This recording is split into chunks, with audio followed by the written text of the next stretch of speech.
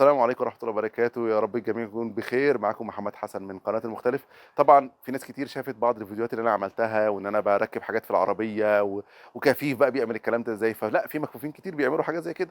طيب المكفوفين ساعات بيبقى عندهم بعض التحديات، فالفيديو ده موجود برضه للمكفوفين عشان إحنا كتير جدًا لمّا بنيجي ندوّر مثلًا بنعمل توصيلات في العربية أو كده، فغالبًا اللي متاح في السوق كلّه إنه عبارة عن لمبات فحص، لمبة هي عبارة عن لمبة بس زي دي أو دي، معايا أهو شكلين من اللمبة الاتنين نفس الفكرة، بتوصّلهم في العربية ولمّا ييجي إن الطرف ده فيه كهربا موجب أو سالب أو كده بيبتدي ينوّر. طَب أنا ككفيف أنا ما شُفتش الكلام ده، طَب المفروض أعمل إيه؟ المفروض يبقى عندي حاجة بصوت. طبعًا أنا دوّرت كتير جدًا على الإنترنت إن أنا ألاقي حاجة تكون بتصدر صوت ساعة ما تتوصّل، للأسف ما لقيتش.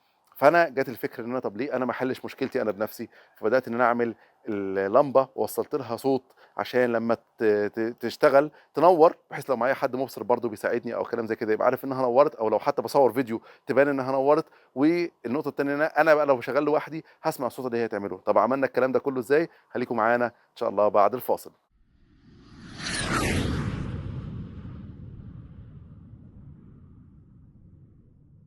طبعًا معانا اللمبة، اللي إحنا أكيد دي الأساس بتاعنا اللمبة، معانا السرينة بتاعة الألارم، وأهم حاجة تكون السرينة اللي هي بتيجي مع الألارم، مش كلاكس عادي، عشان أنا هاوريكم الفرق دلوقتي ليه أنا مش عايز الكلاكس العادي، أنا لازم السرينة بتاعة الألارم.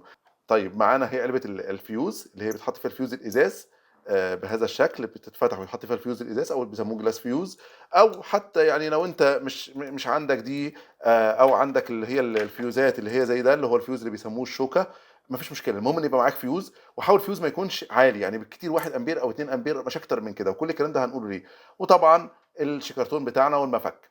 طيب هنعمل إيه بقى؟ إحنا اللي هنعمله إيه، أولًا عشان برضه تبقى التجربة أوضّح لكم الفكرة كلّها معايا، أنا جايب لكم بطارية معايا 6 فولت حتى مش 12 فولت، تمام، يعني البطارية معانا أهي 6 فولت حتى مش 12. طب ال6 فولت دي هتشغّل اللمبة؟ آه هتشغّلها، هنجرّب كده نحط اللمبة ونشوف هتشتغل والّا لأ.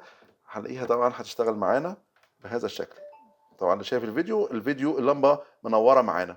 طيب يبقى أنا يبقى اللمبة بتقدر تشتغل معانا من ال6 فولت. طيب أنا بقى لو جيت ليه بقى أنا عايز اللي هو الكلاكس أو السرينة اللي بتيجي مع الألارم. أنا معايا أهو كلاكس عادي، هورن عادي، اللي هو بيتركب كلاكس بتاع عربية عادي، هورن عادي. لو جيت أنا حاولت أوصّله بالبطارية، تعالوا نوصّله كده السلكين بتوعنا بالبطارية، بُصّوا ما فيش صوت، ليه؟ لأن الكلاكس بتاع العربية ده عايز أمبير عالي لمّا ييجي يشتغل، مش هيقدر يقوم ب12 فولت حتى لو 12 فولت و أمبيرها منخفض، يعني على الأقل 5 أمبير أو 10 أمبير عشان ال ال الأم السرينة دي تشتغل أو الكلاكس ده يشتغل. طب أنا لمّا آجي أعمل check لفيوز أو باعمل check لحاجة في العربية، ممكن تكون حاجة أمبيرها واطي ضعيف جدًا، فإزاي هتشتغل معانا وهي كده؟ يبقى هي دي ميزة السرينة اللي أنا جايبها. طب لو نيجي نفس السرينة دي أنا بس خبيتها تحت عشان هيبقى صوتها عالي شوية في التصوير، فأنا هاوصّلها على نفس البطارية أهو كده نشوف، شغّالة معانا وثابتة، وأنا كده فين؟ على 6 فولت، أنا شغّال أهو على 6 فولت، نفس البطارية هي 6 فولت، ما غيّرتهاش، تمام. طيب يبقى أنا كده يبقى دي الميزة في موضوع السرينة اللي بتاعة الألارم، عشان كده أنا اخترتها. طبعًا الفيوز، طب إيه لازمة الفيوز؟ الفيوز ده لازمته لإن السرينة دي يا دوبك هي بتاخد 1 أمبير، 2 أمبير maximum، ده الماكسيمم بتاع الأمبير. طب أنا بقى عايز أعمل العكس، أنا قُلت لكم من شوية مش هناخد الكلاكس علشان لو أنا باقيس حاجة أمبيرها قليل.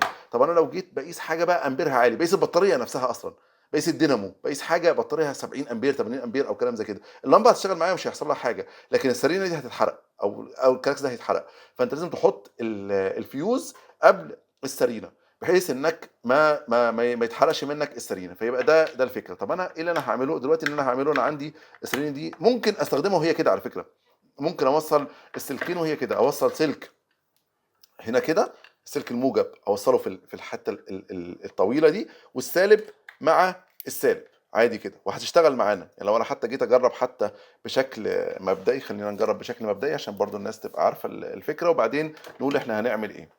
طيب أنا أهو هاجي أوصّل اللمبة، أنا خلاص وصّلت الطرف السالب بتاع اللمبة وبتاع السرينة، اللمبة أهي شغّالة.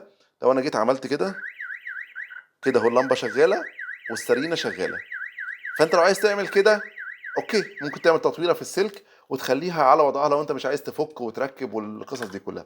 لكن أنا بالنسبة لي أنا لأ، أنا عايز تبقى الدنيا أكتر وضوحًا يعني، أو يعني أكثر سهولة، تبقى قطعة واحدة هي بس اللي أنا بامسكها في إيديّا اللي هي اللمبة. فكل اللي أنا هاعمله إن أنا هاجيب المفك بتاعي أهو، وابتدي أفُك الوش بتاع السرينه دي هو طبعا في 4 مسامير. طبعا في سراير بتبقى من دي شكلها مختلف شويه، بتبقى فيها مسمارين بس من الظهر. انت شوف السرينه بتاعتك هي يعني على 4 مسامير، على مسمارين قدام ولا ورا، سهله يعني. دي مش اعتقد ان دي مش هتبقى يعني حاجه محتاجه فني قوي ان هو يعملها.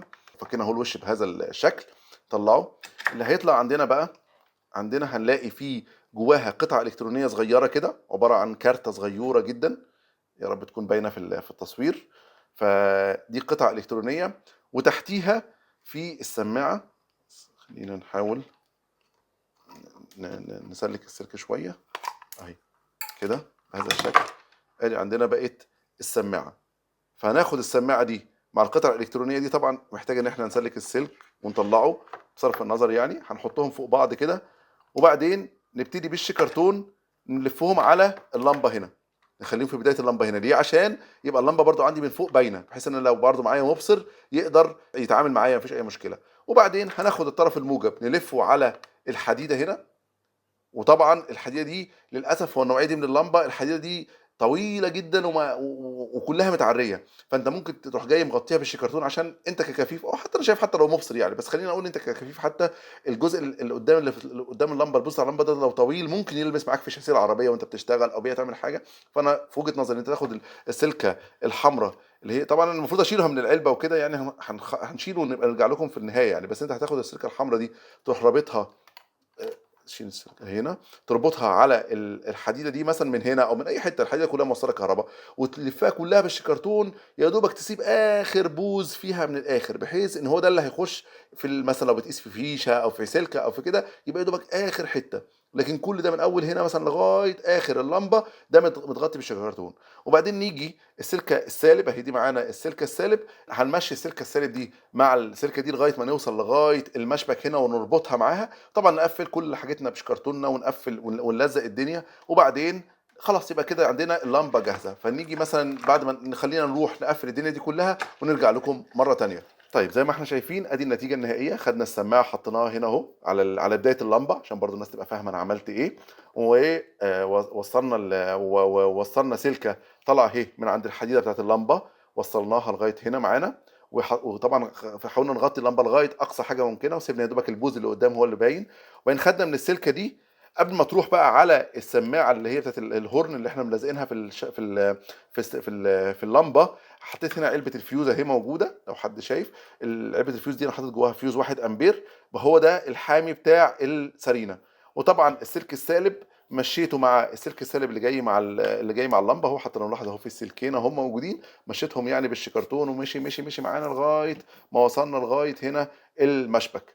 فخلينا نجرب كده الشكل النهائي اهو. عندنا نروح حاطين السالب في السالب والموجب في الموجب.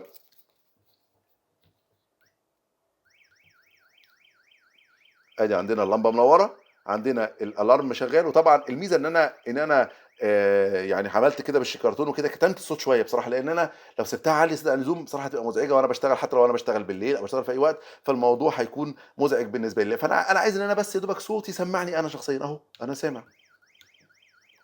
انا بالنسبه لي خلاص كده سامع، فانا ده اللي انا محتاجه، واللمبه بتنور لو حد معايا مبصر. طيب هي النقطة الوحيدة بس في الموضوع علشان نبقى فاهمين إن النوعية دي من السراين فيها موجب وسالب. فلو جيت أنا عكست الأطراف، وصلت الأسود في الموجب، وصلت السالب في الموجب يعني، عكست الأطراف، اللمبة هتنور تمام، لكن السرينة مش هتشتغل. فهو ده العيب الوحيد اللي في الموضوع. طبعا لو انا كنت استخدمت الكلاكس العادي اللي انا قلت لكم في الاول ده شغال على ملف، فده مفيش مشكله معاه، ممكن يشتغل عادي على الطرفين. لكن ده عشان قطعه الكترونيه فمش هشتغل غير بعدلتها، لازم ارجع تاني اوصل الموجب في الموجب والسالب في السالب بهذا الشكل علشان تشتغل زي ما وريناكم أهو، نوريكم تاني أهو، لمّا رجّعنا تاني أهي اشتغلت عادي ما فيش أي مشكلة. فهو بس ده العيب الوحيد في الموضوع، لكن بصراحة حلّت المشكلة وخلّتني كفيف أعتمد على نفسي في كل حاجة في التوصيلات يعني. طبعًا زي ما إحنا شايفين هتقولي لي فيديو المكفوفين، ماشي ما ممكن يكون حد معاهم بيوصف لهم يعني عادي ما فيش مشكلة. المهم يعني إحنا أهو خلاص عملناها وحطينا العازل على الطرف بتاع اللمبة بحيث إنها ما تلمسش في حاجة تانية، ولزقنا السرينة في الجنب بتاع اللمبة، بحيث إن أنا لمّا آجي أمسكها بهذا الشكل وابتدي أشوف ال أ أم أحس أح أشوف سلكة فيها كهربا والّا لأ، تبتدي تنوّر معانا زي ما إحنا شُفنا وتبتدي تطلّع صوت. فده الشكل النهائي عشان يعني لو حد عايز يتوصف له ككفيف يعني يتوصف له إيه اللي حصل يعني.